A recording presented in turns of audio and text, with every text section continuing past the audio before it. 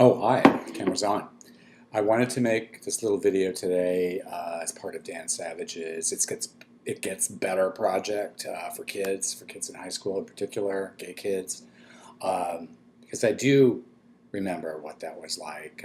Obviously, I'm much older now. I'm a man in his 50s, and probably as old as your parents or older. And it's hard for me to remember back to high school, but I do remember what it was like to be a gay kid, to be feeling like I was the only person in the world who had feelings like that, that I was all alone, that this was not going to be a great life, and that it was going to be really wrong to tell anybody about that.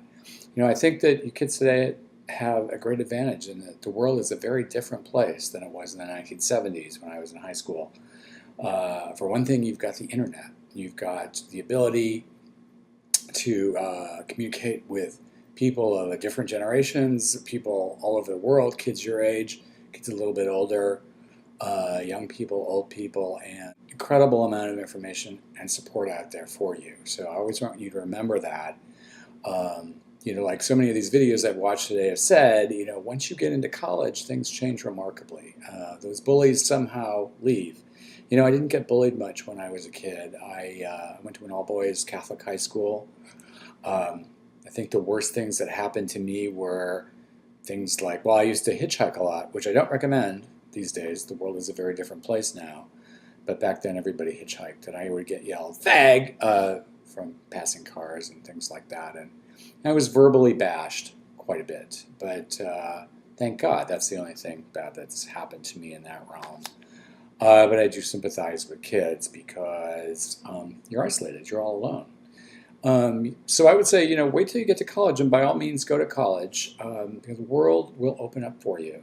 Number one, there'll be gay and lesbian kids in college. They'll want to talk about this. Those are issues that are brought up in college. There'll be gay and lesbian groups, the parties. I watched one video today, talked about the great sex that young gay men have. It's just definitely something you don't want to miss. Yes, that was wonderful. And that lasts for quite a while.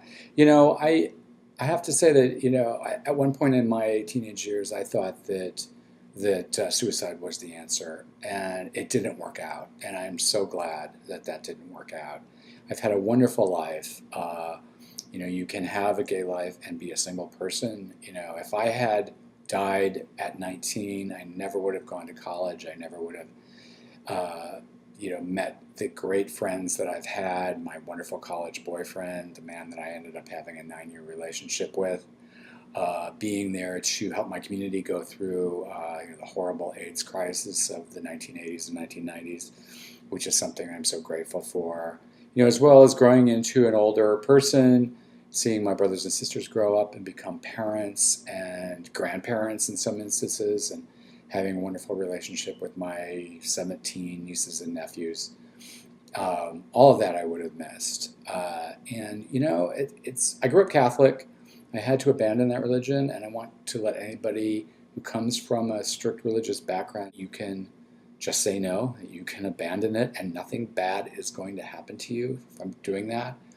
And it took my parents, I think, a long time to understand where I was coming from and understand what it meant to be a gay man. But I think that finally, after many, many years, and a lot of help from me, that they did. I got my father recently to say to me, so I can understand why you don't want to be a Catholic.